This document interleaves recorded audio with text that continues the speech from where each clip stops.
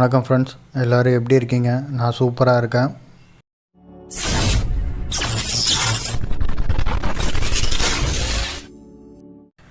இன்றைக்கி நம்ம பார்க்க போகிறது என்னென்னு பார்த்தீங்கன்னா, டைக்கின் இன்வெர்டர் ஏசியோட கெப்பாசிட்டரை எப்படி சேஞ்ச் பண்ணுறது தான். நார்மல் ஏசியில் நம்ம நிறைய கெப்பாசிட்டர் சேஞ்ச் பண்ணியிருப்போம். நார்மல் ஏசியில் கம்ப்ரஸர் ஹம் ஆனாலோ கம்ப்ரஸர் ஒழுங்காக ஓடலனாலோ கெப்பாசிட்டர் செக் பண்ணி பார்த்துட்டு கெப்பாசிட்டர் சேஞ்ச் பண்ணுவோம். அதே மாதிரி தான் இதுலேயும் பார்த்தீங்கன்னா டைக்கினில் சாரி ஃப்ரெண்ட்ஸ், கெப்பாசிட்டர் போட்டிருப்பாங்க. இப்போ இந்த கெப்பாசிட்டர் பார்த்திங்கன்னா ஃபேன் மோட்டர் கெப்பாசிட்டரும் இதில் வந்து லோவாக இருக்குது. அதனால் அதுவும் மாற்ற போகிறோம். இந்த கெப்பாசிட்டர் தான் மெயின் கம்ப்ரஸர் கெப்பாசிட்டரு. இந்த கெப்பாசிட்டர் போயிருந்ததுன்னா உங்களுக்கு கம்ப்ரஸர் 2 செகண்ட் ஓடும், லோடு எடுக்கும்போது ஆஃப் ஆகிடும்.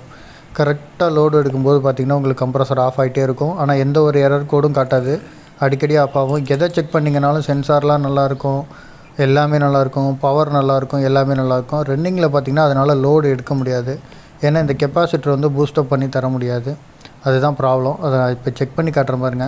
இப்போ அந்த ஃபேன் மோட்டர் கெப்பாசிட்டரை நம்ம செக் பண்ணலாம். மல்டிமீட்டரில் கெப்பாசிட்டர் செக் பண்ணுறது வச்சுக்கிட்டேன். வச்சுட்டு ப்ரோப் வைக்கிறேன். இங்கே பாருங்கள், ப்ரோப்பில் எதுவுமே காட்டலை பாருங்கள், டெட்டாக இருக்குது. ஆக்சுவலாக கெப்பாசிட்டர் ஓப்பன் ஆகிடுச்சின்னு அர்த்தம். இந்த மாதிரி காட்டுனுச்சுன்னா பாருங்கள் 1 nF தான் காட்டுது. இது வந்து பார்த்திங்கன்னா உங்களுக்கு வந்து இந்த மாதிரி ப்ராப்ளம் இருந்ததுன்னா இது மாதிரி 0, 1 இந்த மாதிரி காட்டுச்சுன்னா உங்களுக்கு வந்து ஓப்பன் ஆகிடுச்சு அப்படின்னு அர்த்தம். இப்போ இந்த கெப்பாசிட்டர் தான் அதில் போட போகிறேன். இங்கே பாருங்கள் 2.4 மைக்ரோஃபேரட் காட்டுது. ஆக்சுவலாக அது 2.48 மைக்ரோஃபேரட் காட்டுது. இதுதான் இப்போ இதில் மாற்ற போகிறோம். இந்த பெரிய கெப்பாசிட்டர் உங்களுக்கு செக் பண்ணி காட்டுறேன் பாருங்கள். இதில் பார்த்திங்கன்னா ஒழுங்காக வேல்யூ காட்டாது. ஏன்னா ஃபுல்லாக வந்து அந்த எனாமல் கோட்டிங் கொடுத்துருப்பாங்க அவுட்டோரில். பாருங்கள், இங்கே பாருங்கள், அப்படியே மைக்ரோஃபேரட் வந்து குறைஞ்சிக்கிட்டே போகுது பாருங்கள். இது வந்து பாசிட்டிவ் நெகட்டிவ் உண்டு. ஏன்னா டிசி கெப்பாசிட்டர் இது. ஏன்னா டிசி ஆனதுக்கப்புறம் தான் இந்த கெப்பாசிட்டர் போட்டிருப்பாங்க, பார்த்தீங்கன்னா தெரியும். அதனால் உங்களுக்கு ப்ரோபோ வந்து வச்சு காட்டுறேன் பாருங்கள் கரெக்டாக. இங்கே பாருங்கள், அந்த எனாமல் இருக்கிறதுனால உங்களுக்கு வந்து மைக்ரோஃபேரட் ஒழுங்காக காட்டாது. கொஞ்சம் அழுத்தி பிடிச்சிங்கன்னா காட்டும். இதில் லோ ஆகிட்டே போகுது பாருங்கள் மைக்ரோஃபேரடு.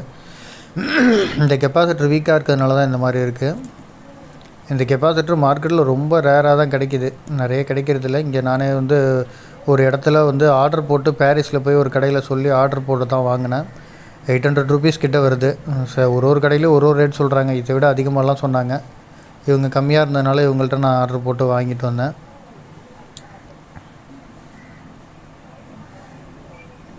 பாருங்கள், அப்படி உங்களுக்கு டவுட்டாக அந்த பாசிட்டிவ் நெகட்டிவ் டவுட்டாக இருந்தால் இங்கே பாருங்கள், இதுலேருந்து வச்சு கண்டினியூட்டி வச்சு டெஸ்ட் பண்ணி பார்த்திங்கன்னா உங்களுக்கு தெரியும் எது பாசிட்டிவ் எது நெகட்டிவ்னு. இது பாசிட்டிவ் லைனு, அது நெகட்டிவ் லைனு.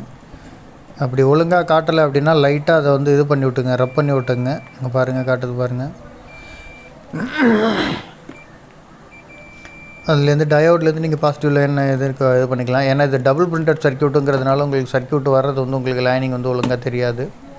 இப்போ இந்த கெப்பாசிட்டர் தான் இப்போ மாற்ற போகிறோம். இதில் பாருங்கள் 20J 450 வோல்ட் போட்டிருக்கு. ஆக்சுவலாக வந்து ஒரு கம்பெனியும் ஒரு மாதிரி போடுவாங்க. மைக்ரோஃபேரடுங்கிறது அதோட இது. சில பேர் ஜேயில் கூட போடுவாங்க. இவங்க இந்த கம்பெனி வந்து 20Jன்னு போட்டிருக்காங்க மைக்ரோஃபேரடுக்கு பதிலாக. பாருங்கள் 20 மைக்ரோஃபேரட் காட்டுது. பாருங்கள், இதை காட்டுறோம் பாருங்கள். இந்த கெப்பாசிட்டர் தான் இப்போ மாற்ற போகிறோம். அதை விட சைஸ் கொஞ்சம் பெருசு தான், வேறு சேம் சைஸ் கிடைக்கல. அதனால் இந்த மாதிரி நான் வந்து இது பண்ணுறேன். பாருங்கள், ரிமூவ் பண்ணி எடுத்துட்டேன்.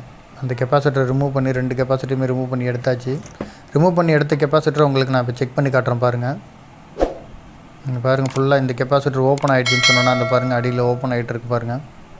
அதனால தான் உங்களுக்கு வேல்யூவே காட்டலை. இதுதான் அந்த கம்ப்ரஸர் கெப்பாசிட்டர். சும்மா இது கவரிங் மாதிரி பண்ணியிருப்பாங்க, ஸ்பாஞ்ச் வச்சு. ஃபுல்லாக ஒரே ஆயிலாக இருக்குது, என்னன்னு தெரியல. 20 மைக்ரோஃபேரட் DC 450 வோல்ட்டு போட்டிருக்கு பாருங்கள்.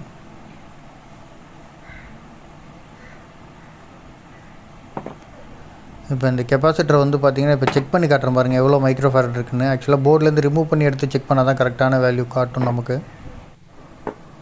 இப்போ நம்ம இதை செக் பண்ணி பார்க்கலாம். கெப்பாசிட்டன்ஸில் இருக்குது மீட்ரு.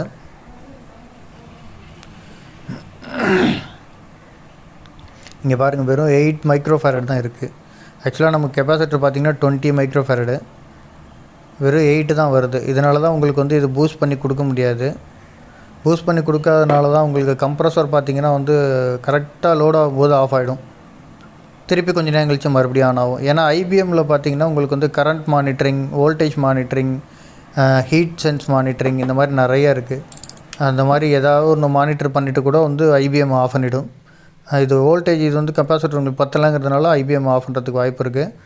இதில் அந்த ஐபிஎம்மை ஃபிக்ஸ் பண்ணிவிட்டு எடுத்த வீடியோ என்னோட டெலிட் ஆகிடுச்சு ஃப்ரெண்ட்ஸ். சாரி ஃபார் இது. இதை வச்சு உங்களுக்கு ஹெல்ப்பாக இருந்திருக்குன்னு நினைக்கிறேன். தேங்க்யூ ஃபார் வாட்சிங் அவர் வீடியோ. மறக்காம சர்ப்ரைஸ் பண்ணுங்க. தேங்க்யூ.